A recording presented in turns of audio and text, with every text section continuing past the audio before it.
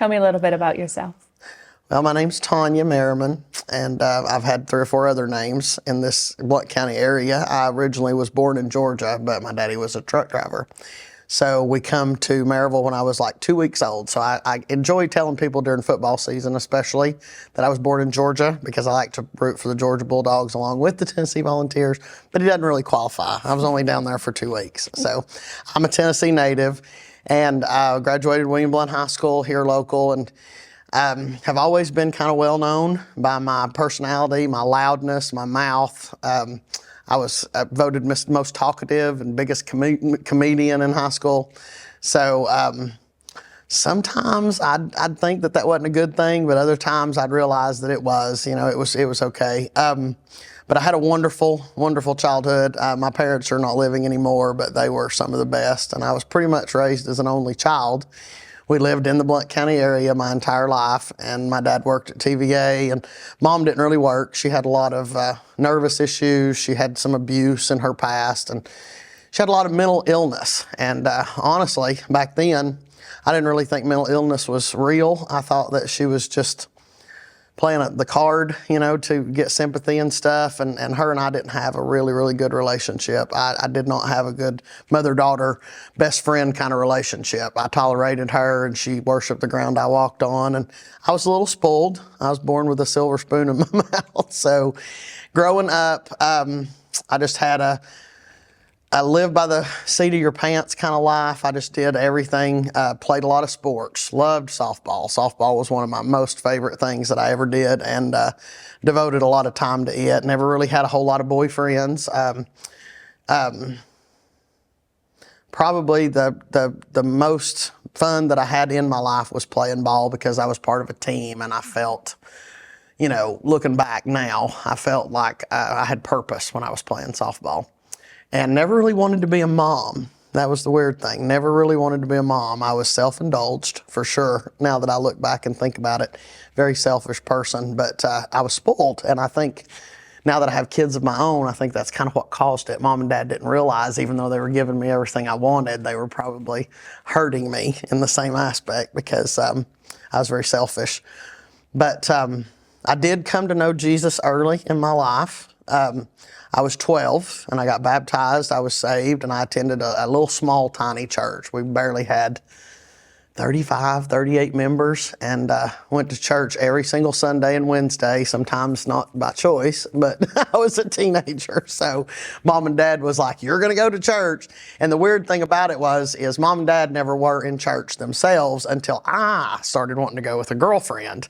And I fell in love with, you know, just the atmosphere, and I felt like a team, kind of like with the softball deal, I guess. You know, I had a lot of friends there, and I kept saying, "Mom, Dad, you need to come to church. You need to come to church." And they finally did, and when they did, they were hooked. And I didn't realize back then why they were hooked. I do now, but so we were part of a Baptist church for, I want to say about 10 years off and on.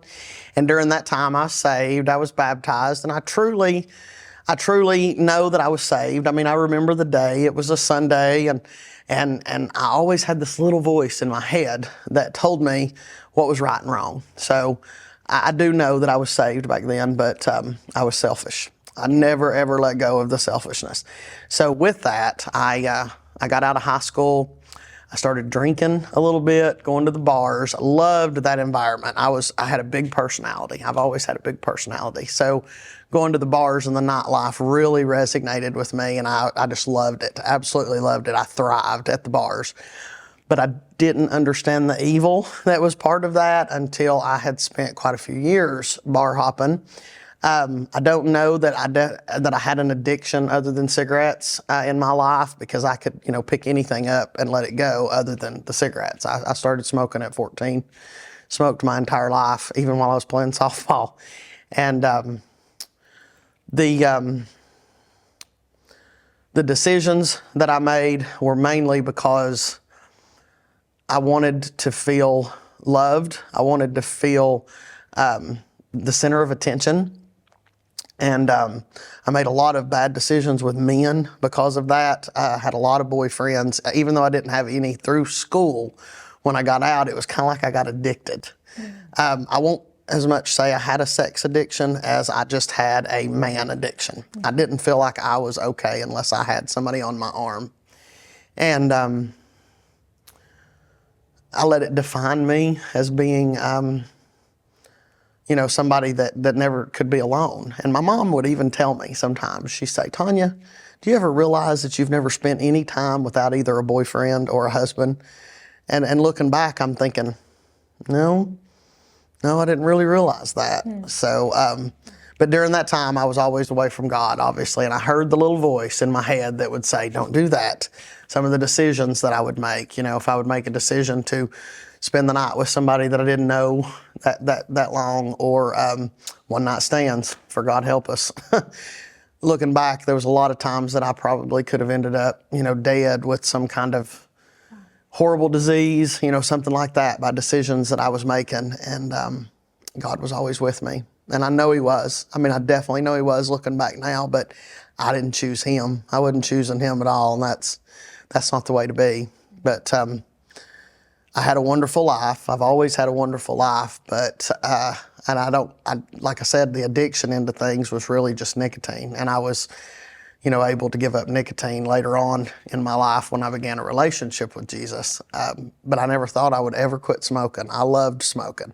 So I can understand where people come from sometimes when they've been addicted to different substances or even alcoholism, because if it's something that gives you comfort, and like I said, I was always sort of the life of the party, and if I didn't have the life of the party, it was like I was anxious. It was like my mom called it hypertension. She said I always had hypertension. I'm assuming now, looking back, that it was anxiety that I was always dealing with. I had to be busy doing something. And that's where the nightlife come into play, because I'd get off work. I never had a problem working. Started working early in my life. Daddy taught me, you're going to have some money if you want to have some fun. Mom would say, you have a champagne taste with a beer pocketbook. So you need to work extra so that you can get money. So, and money is what motivates the world, but I was just so lost, and I didn't realize how lost I was, back then when I was making those kind of decisions and going by the seat of my pants. So how did you discover that you were lost? What changed to stop that lifestyle and get you to the one you have today? My mom died. My dad had cancer, and we knew he had cancer. And he suffered for 2 or 3 years, but when he passed away, even though I was away from the Lord, I knew he was with the Lord. So it gave me comfort. I continued doing my life. I had my mom to deal with all by myself, and like I told you before, we didn't have a great relationship. But the last thing my dad said on his deathbed was, you got to take care of your mama. And I said, I will, Daddy. So I wasn't going to let that, excuse me, I'm sorry. I wasn't going to let that get in the way. Me not liking her in a sense, or not believing that she had a mental disorder. I wasn't going to let that get in the way. I was going to take care of her. So she lived 13 more years, and it was a tumultuous 13 years, very tumultuous. She would call me at 2 o'clock in the morning sometimes, and I'd have to calm her down just because she had depression, manic depression. And when Daddy passed away, it got even worse. But I remember the phone call I got at work. I've worked at Bevco my entire life. Not a shout out for Bevco. It's just Bevco actually has done a lot in my life as well, because the man that owns it has been like a second dad to me. He's always sort of been there when I needed something financially, and when I thought that that's what it took to make the world go round. But I got the phone call at work, and they couldn't wake my mom up. She had a man that was staying with her, and he couldn't wake her up. And I figured it was just like, normal. She took too much meds. She was droopy or something. I went rushing down there, and sure enough, she was dead in her bed on her face.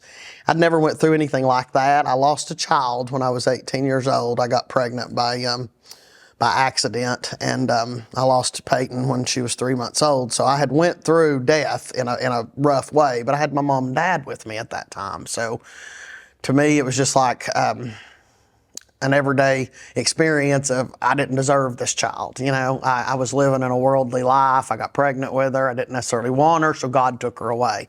I'll never forget saying those words, God took her away. And later on in life, I've realized something different about that. But when Mom died, I got into a depression. It's so crazy how things work looking back, because the Lord, I guess, knew what he was doing when, well, he always knows what he's doing, but when I got depressed, I actually felt what my mom felt all that time, you know, and I thought, wow. And I wasn't compassionate to her whatsoever. You know, I was mean, actually. So I got depressed. And during those 3 or 4 months of depression, my husband, my wonderful husband, we've been married 16 years in February, and he is husband number 5. I got married quite a few times, you know, making bad decisions back then, and none of them really stuck. You know, I got pregnant here and there, so I thought I was supposed to get married, and I wasn't in love. I didn't know what love was. But Brian, my husband, has been wonderful, and he got diagnosed with melanoma stage 4. And I was facing losing him. Wow. And I'm thinking, wow, Tanya, you know, you've known the Lord your entire life, but you need to wake the heck up. You're going to have to figure something out, you know. So I actually reached out to an ex-husband that went to Revolution Church. And I had heard about Revolution Church from Gina Brewer. We played softball together with our girls. And I knew about knew the Hepperleys and stuff, and knew what they stood for, that they were phenomenal people. And so I reached out to Charlie and I said, you know, Brian's dying evidently with stage 4 melanoma. They're going to do some surgery, and it's in his lymph nodes, and they're going to try to get it all. But, you know, I would just appreciate prayers. And Charlie, I don't feel worthy of prayers. You know, God's not going to listen to me. I've turned my back on him all these years, and I hadn't worried about him. So will you pray for him? And Charlie actually called me back a week later, and he said, I went up, you know, at the church meeting and had the elders anoint me with oil. They laid their hands on me, and I stood in Brian's place while we prayed for healing. And there was one of the elders that has the gift of healing. So you let me know, you know, how everything goes. I thought that man was crazy. I'm like, what is he talking about?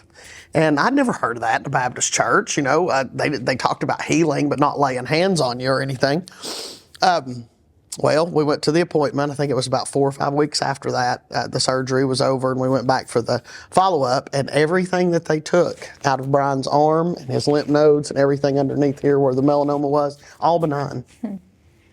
You can't tell me, sitting here today, you can't tell me that God didn't say, okay, Tanya, I'm going to give you another shot, you know, and that's kind of what I was thinking in my mind. I'm like, you know, I know him, and I've always tried to do what's right, but that wasn't good enough. So April 21st, 2019, it was Easter Sunday. I told Charlie the night before, I said, I owe you big time for helping my husband, and we're going to come to church tomorrow. I said, Angel's wanting to come, my daughter, my son that I had with Charlie, we're all coming to church tomorrow, you know. And little did I know that the Lord had a different plan. I thought I was thanking Charlie for praying over my husband. God knew what he was doing, because that day I came to church, my daughter was saved. Angel was saved in the service that morning. And Pacer didn't know me from Adam, and I went up there and pulled him off the stage. I said, my daughter wants to be saved, you know. And I'd been what I, you know, at that time thought was a bad mom. I hadn't took her to church or anything. I had never introduced her to God. And we have a responsibility to do that, and I had not done that. So for her to get saved that day was nothing short of a miracle. So I knew then I had to come back to church. You know, I was obligated. I had to. It wasn't a decision that I could make lightly. So we left there today. That day I was on cloud 9. Me and Brian talked. I'm like, I guess probably need to go back, you know. And so even at that point, you know, all those wonderful things that God was doing in my life, I still running from him. I didn't want to commit. I didn't want to give up my lifestyle. We were going to karaoke on Friday nights, having a good time. We'd have a few beers, you know, and enjoy ourselves. And then we were going to go to church on Sunday morning. And what was so crazy is Tim Jarvis, we went through Connect, and Tim Jarvis said, I got somebody y'all ought to meet. He said, we've got a guy that does a motorcycle ministry, you know, small group. I'm like, small group? What are you talking about?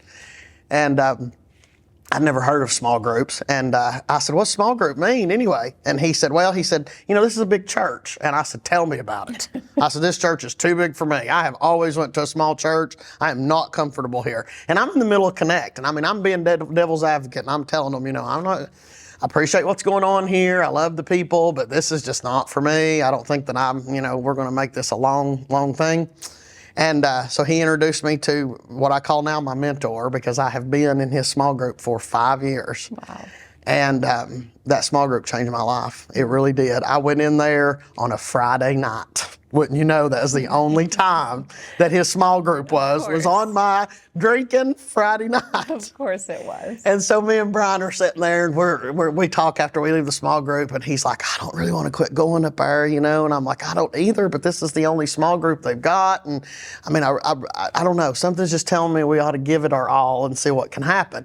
And it was just so crazy each Friday night how many chains would break off of everything. The first discipleship book that we did was called Living in Freedom Every Day.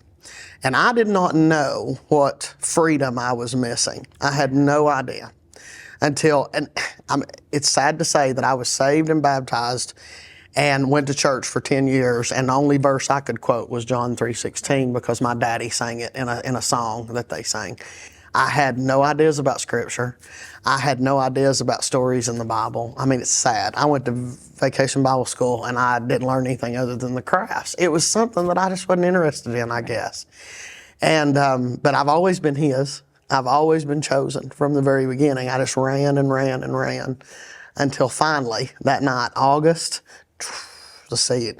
April 21st is when we went to Revolution on Easter. August 19th, 2019, which is 6 months later, sitting at Corky's table, he looked at me and he said, how does a person know that they have a need to be saved if they don't know that they're lost? And that kind of stuck to me, because even though I didn't in a sense feel as though I was lost because I'd always known Jesus, but I was running from Jesus. And I didn't know anything about a relationship. I always was raised in hellfire and brimstone. You know, you do this, this, and this, you're dying and going to hell. And they taught us once saved, always saved. So part of me kind of felt like when I got saved, I was good. You know, I didn't have to worry about anything. I'd probably have to pay. I remember, actually sitting here talking to you, it comes to me, I used to say, I got a lot of stuff to pay for when I get there, but I know I'm going to heaven. Wow. Boy, I tell you what, I'd like to go back and slap myself in time right now by saying that. But yeah, sitting there at Corky's table that night, I said, you know what? I said, tonight's the night. That's it. I'm done. I'm absolutely done. I am going to follow you. I'm going to stay right beside you. If you will forgive me for telling you all these years that I could do it on my own and I figured it out on my own, I promise you, I'll never leave you again. And I've kept that promise, and I promise to keep that promise from now on. But the things that God has done in my life since that point at that table has been nothing short of a miracle. I have stopped smoking 4 years, January 1st. Congratulations. Which is unbelievable, because like I told you, the selfish me wanted to smoke. I loved to smoke. Everybody that knows me would tell you Tanya was never going to quit smoking. You know, my mom and dad smoked. It was just, and I even have friends now that are part of my, you know, small group that we do discipleship with the pastor's book now. They struggle with nicotine addiction, and they ask me all the time, you know, how in the world did you do that? And I said, I'd love to give you an explanation, but I can't really give you an explanation other than I said to God, I'm ready. I think a lot of people say to the Lord, will you take it from me? They don't realize that they need to give it to Him. Right. They need to overcome it in His name, glorify Him in what they're doing. And I never understood that. I was one of those people that had no clue. I had no clue about mental illness. I had no clue about depression. I didn't, I thought I had it all figured out. I was the life of the party, but I was dying inside and did not even realize that I was dying inside until the Lord said, you are mine and I can do so much through you. And to be chosen to do the things that I'm doing today, full circle back. I've been at Revolution Church now 6 years, this next April. The ministries I started out in is not what I'm doing anymore because I chose them from a selfish place. God is who actually chose the jail ministry. God chose special needs. It's changed my life. It's absolutely and completely changed my life. And I have a peace that I can't explain, where before I would lay down at night and I'd feel guilty. I would think, you did this or you did that. And and I always kind of felt like, I didn't do enough to be seen that day. I didn't do enough to glorify Tanya that day. And when God finally broke each one of those chains off of me to show me that it never was about Tanya. This whole thing has never been about us. It's all about Him. And when He gives us an opportunity to do that, and just the way that I feel every day, I can't explain it. I mean, I could wake up tomorrow with no house, with no job, with no car, and I know that I am blessed. Oh my gosh, I am blessed beyond measure. But I could wake up without all that, just me and Brian, and be homeless, and honestly feel like one of the richest people in the world, because I know what I have in here now is completely different. Now, do I want that? No, I don't want that at all. I do enjoy being blessed because I like to. That peace. Yeah, and I like to share with others. That's the other thing, that when we did that book, Living in Freedom Every Day, the freedom that came with that, my exes that I had, animosity towards, my husband's exes that he had animosity towards, we look at them now how Jesus sees them. They're not bad people, right. And I want so bad for them to be in heaven with us. Even though I don't like them that well, for what they've done to me, I've forgiven them and I love them, and I want them to have what I have. It's just supernatural. So if you could speak to someone like that, or someone that doesn't understand the relationship, like you were seeking relationships here on earth because you didn't understand that your Heavenly Father wanted an even deeper and more beautiful relationship with you. So what could you say to somebody that maybe would encourage them, or something maybe you would have liked to have heard when you were in those situations that could have maybe brought you to this a little bit sooner, or a little bit less painfully? Yeah, I wish it could have. If I could say something to anyone that was going through what I was, it would be, surrender. Be obedient. When that little still small voice is in your head saying, I love you, I want you to be, prosperous in my name. The other thing, I guess, is the relationship part was never explained to me. Like it was more of, you do this or you're going to die and go to hell. And then, if you choose me, you don't get all the fun that you have here on the earth. Mm-hmm. And I would like to be able to tell that young lady that this is so much more fun. It's a fun that is wholesome. It's the way that I would encourage them is just strictly by telling them what I went through, and please don't wait that long, because I'm 50 years old now, and I have had a relationship with Christ now nearly 6 years. But all the years before that, I can't even remember them sometimes now, because there was so much sadness. And I was raised in a beautiful home, given everything that I could have ever imagined of wanted. I was popular. People thought I was a nut, but it was in a worldly way. Yeah. And now it's even better, because other Christ-like people think that I'm amazing. And that comes from a place of wholesomeness. Yeah. When you know that somebody is following the Lord, there's something about the way they treat others. Mm-hmm. And I learned how to treat people. If my mama would have been able to see this version of me, but I know she knows. I know she's waiting on me, and I'm going to see her and him both. And I have to thank both of them, because even though I pulled them into church, they transformed. They transformed by Christ, and they raised me in a life that, a lot of people don't get. And I'm so thankful for that. But I would love to tell somebody that is in my shoes when they were 25 years old, going to the bars, smoking the cigarettes, sleeping with the men, thinking that other people defined them. I would love to tell them that the only definition that they need is Christ Jesus. Yes. And a hand-in-hand relationship with Him, because you look at the entire world differently. You look at your enemy differently. Yes. You don't see somebody that has hurt you. And let me tell you, there's been some people that have hurt me. That's one of the things I went to jail over, was fighting. There's been a lot of people that has hurt me. And I look at them now with pity, with empathy, and I want so bad. I mean, Scripture tells us, you know, you have to dust your feet and move on. I'd love to go back and just grab a hold of them and pull them into church. And I know that that's not something I can do, but I can pray for them. That's right. And to know now that, you know, before I didn't even feel worthy of praying to God for my husband that was going to die with melanoma that God had given to me. He tried to give me my husband when I was 18 years old, and I wouldn't listen because that's when I first met him. But he circled back around after his divorce, and we got together then. And to watch him through the eyes of Christ has been nothing short of a miracle, because Brian was troubled, you know, too. And that young couple that's sitting at the restaurant listening to the karaoke and drinking their few beers, that doesn't want to go to small group, I'd like to tell them, just try it. Just try it. Let the Holy Spirit take control. That's great. And you'll be surprised what the reward is. Because the reward is here. I guess a lot of people say, you know, lay up my treasures in heaven. God wants us to have a prosperous life here. Mm-hmm. And that's something that I never understood either. I thought, like I said, you have to give up, you know, the worldly lifestyle if you want to walk with Christ. No, you don't.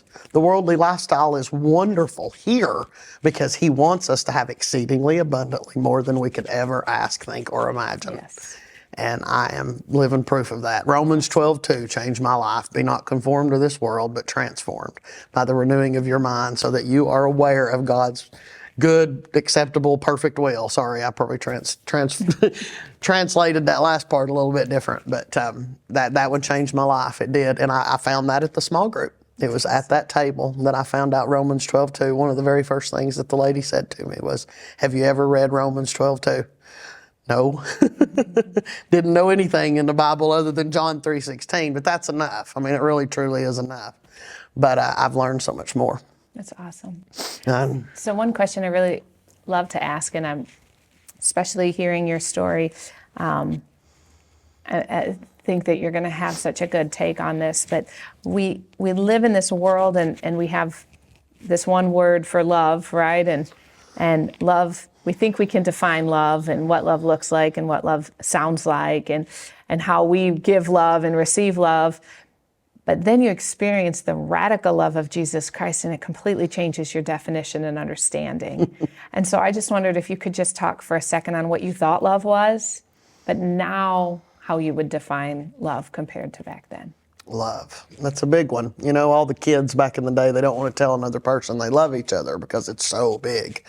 But what I thought love was back then was men, relationships, that if I didn't have somebody that told me they loved me, whether they did or not, that I wasn't doing any good. I thought that I learned love when I gave birth to my children, because that is a love that you will never, ever, you know, be able to explain. But the agape love that I was taught at the table at my small group, which I never knew what agape was either, and it's so crazy that our special needs ministry is agape. That love is something that wraps around your entire body. It keeps you warm when you're cold. It keeps you happy when you're sad. You can see the good in bad things. I mean, if I have to park at the end of the parking lot at Walmart and walk, and I do not like to exercise that much, I can see the good in it, because if I'd parked up front, somebody might have hit my car, you know, and I'm thinking, okay, Lord, you put me all the way back there in the back to keep me from, you know, getting hit up front. But back then in the world, love was just an emotion.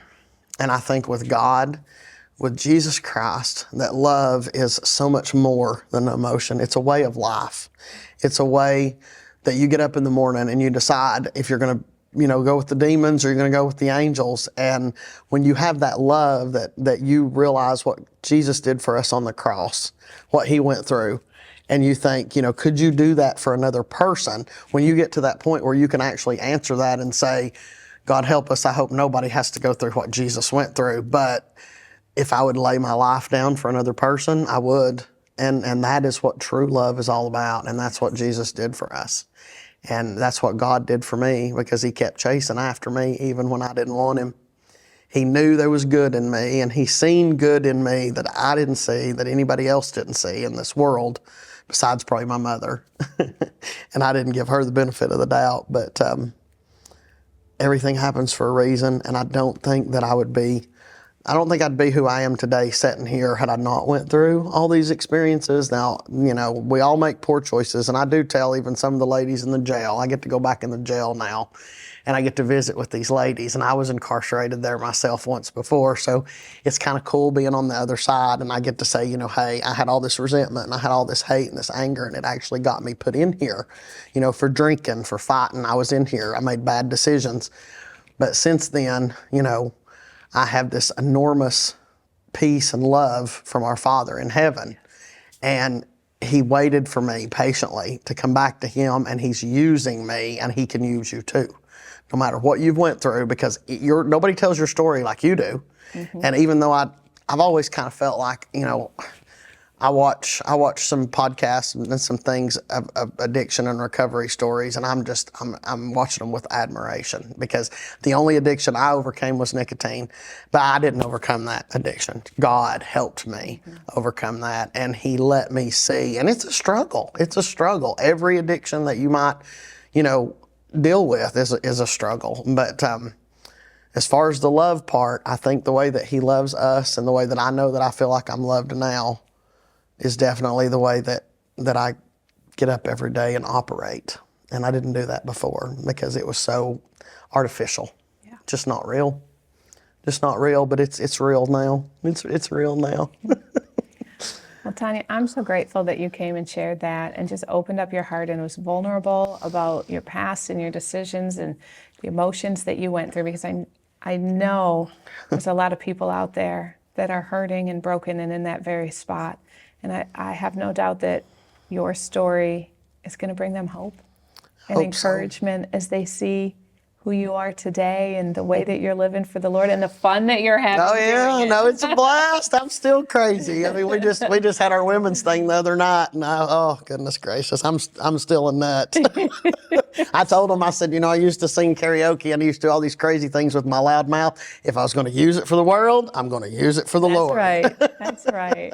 But yeah, no, it's if I've always told everybody, even though I didn't have this perfect recovery kind of situation, I know that I've been recovered. I've been redeemed. I've been restored to what I was always supposed to be. Yes. And if it helps one person to know that you're never too far gone. I mean, you might have had, like I said, 5 marriages. You might have had, all these horrible notches in your past. And people know, because when you live in Blount County is a small county, and a lot of people know my reputation. And that's one of the things that I really am grateful for. If I have the chance to see anybody from my past and be able to tell them now what God has done in my life since August of 2019, I hope they see the miracle. Yes. I hope they do, because he definitely does miracles.